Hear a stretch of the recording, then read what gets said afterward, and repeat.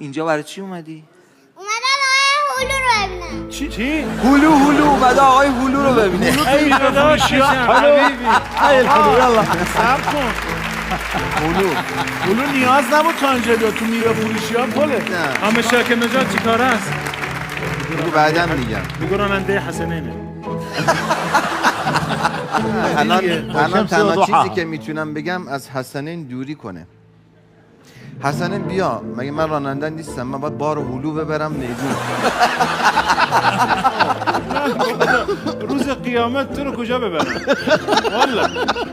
والله از یه طرف واقعا خدمتت به قرآن قاریه، حالا خوبی هستی و فلان. آره از این ولی طرف هم در کارایی که خدمت می‌کنی- شیاطین و انس و جن و